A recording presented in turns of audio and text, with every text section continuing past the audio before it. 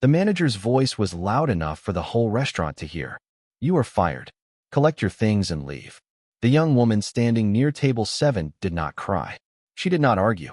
She simply nodded, untied her apron with steady hands, and walked to the back room. Nobody at the tables said anything. They looked down at their plates and continued eating.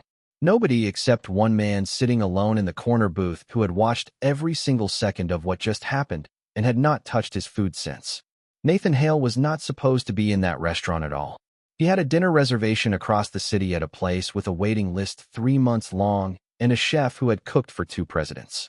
But his driver had taken a wrong turn and Nathan had said forget it, just stop somewhere. And they had pulled up outside a small family restaurant called Rosie's on the corner of Birch and 11th. Nathan had walked in alone, taken the corner booth, and ordered whatever was simple. He was tired. He had been in back-to-back meetings for 11 hours, and all he wanted was food and quiet. He was also waiting for a call from his assistant about his mother, Eleanor, who had been admitted to the hospital 2 days earlier with a severe respiratory infection. Eleanor Hale was 71 and stubborn and had told Nathan on the phone from her hospital bed that he was not to cancel any meetings on her account. He had canceled 3 anyway, and she did not know yet. Nathan was looking at his phone when he first noticed the commotion. It started quietly, a small sound near the entrance. He looked up and saw an elderly woman standing just inside the door of the restaurant looking confused and slightly unsteady on her feet. She was holding a canvas bag with both hands and blinking at the room like she was not entirely sure how she had gotten there. One of the younger waitstaff walked past her without stopping. A host near the door glanced at her and looked away. The woman took one uncertain step forward, and her bag slipped from her hands, and her knees buckled slightly, and that was the moment a young waitress appeared from nowhere. She came from the direction of the kitchen, still carrying 2 plates, and she saw the woman in the same instant the woman began to fall. She set both plates down on the nearest empty table so fast that one of them slid to the edge, and she crossed the room in seconds and caught the woman gently by the arm and steadied her. She said something softly that Nathan could not hear from the corner booth. The elderly woman looked at her with relief and exhaustion, and the waitress guided her to the nearest chair and helped her sit down and crouched beside her to check that she was all right. She asked another staff member passing by to bring a glass of water immediately. Then she pulled her notepad from her apron pocket, not to take an order, but to fan the woman gently because the restaurant was warm and the woman's face was flushed. Nathan watched all of this. He noticed the 2 plates she had abandoned on the table, still waiting to go to their customers. He noticed that she had not hesitated even for a second. He noticed that she spoke to the elderly woman with the kind of gentleness that cannot be practiced, the kind that is either in a person or it is not. What Nathan did not know yet was that the elderly woman sitting in that chair was his mother.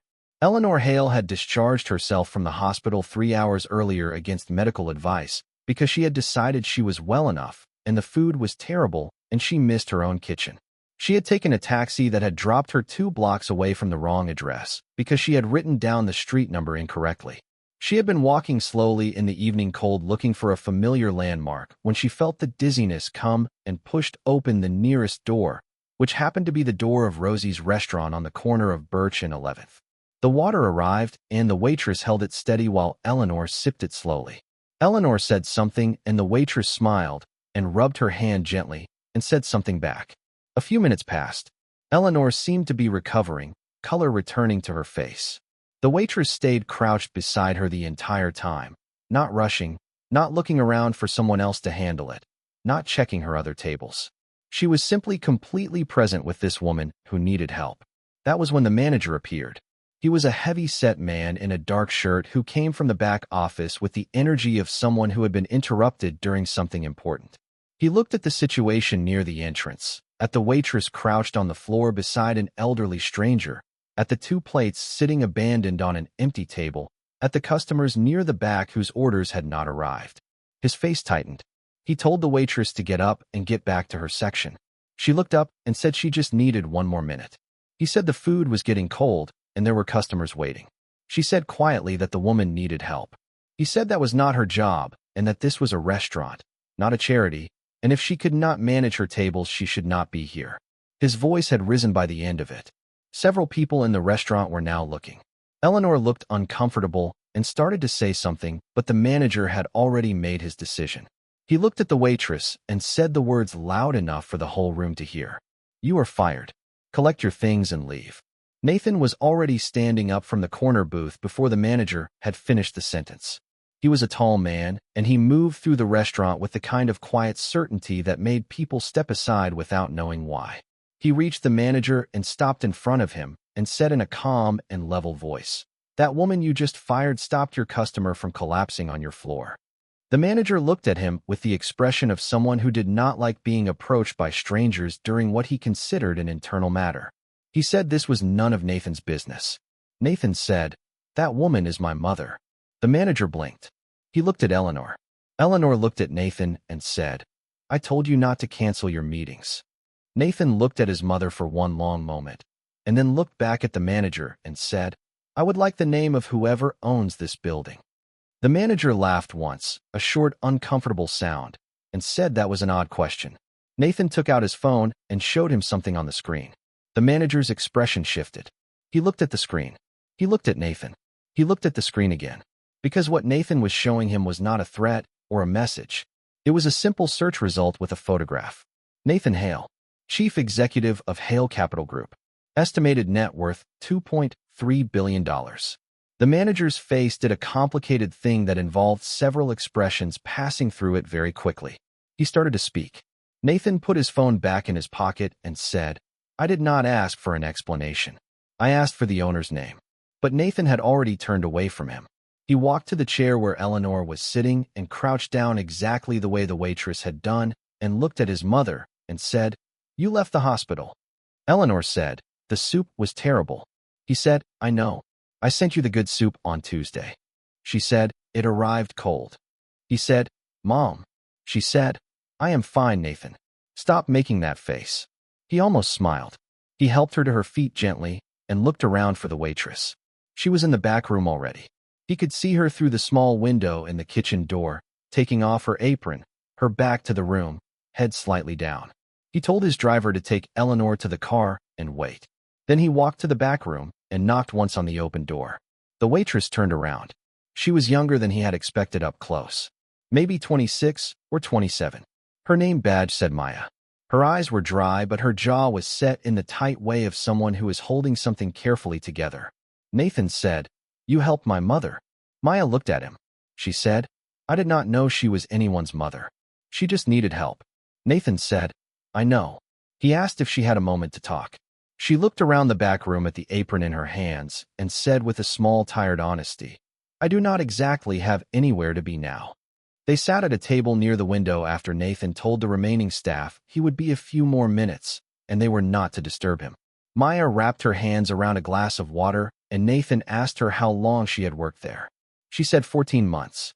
He asked what she did before. She said she had been finishing a degree in nursing but had to stop when her mother got sick and the bills had gotten too large.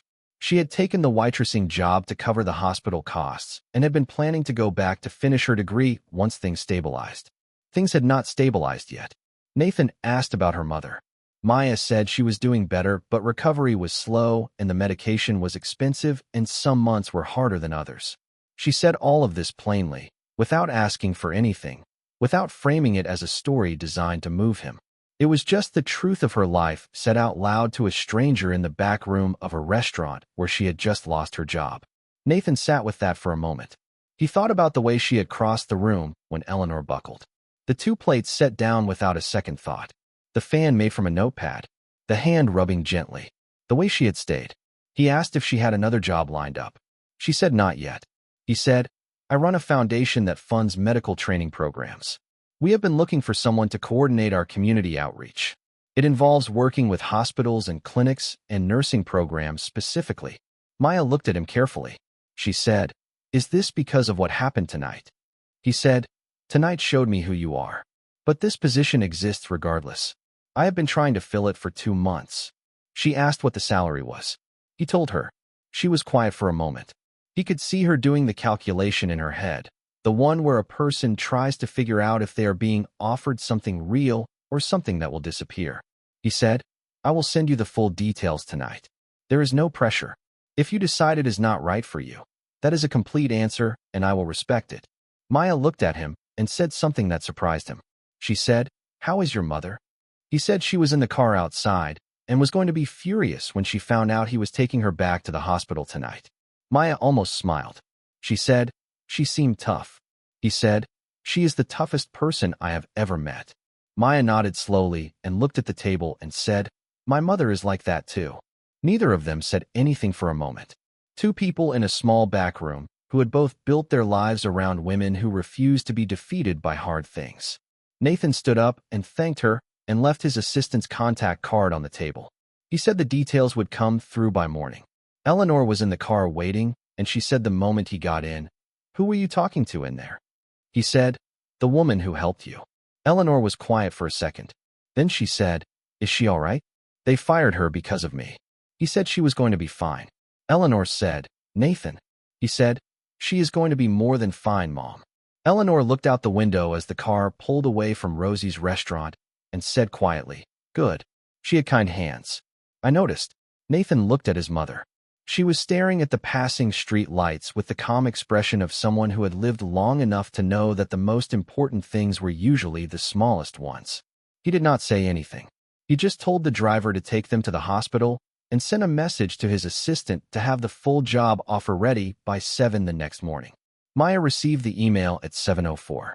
She read it 3 times sitting at her kitchen table with her coffee going cold. Then she walked to her mother's bedroom door and knocked softly and opened it. Her mother was awake, propped against her pillows, reading. Maya sat on the edge of the bed and showed her the email. Her mother read it slowly. When she looked up, her eyes were bright. She said, "This is real?" Maya said she believed it was. Her mother said, "Then you call back today." "Not tomorrow. Today." Maya laughed. It was the first real laugh she had felt in a long time. It moved through the small apartment, and her mother reached out and squeezed her hand, and they sat like that for a minute in the quiet morning before Maya went back to the kitchen and picked up her phone. She accepted the offer that afternoon. 3 weeks later, she sat in a bright office on the 14th floor of a building she had walked past 100 times without ever imagining she would work inside it. On her desk was a small plant she had brought from home, a framed photo of her mother, and the notepad she had used to fan an elderly woman in a restaurant on a Tuesday evening when it would have been very easy to keep walking.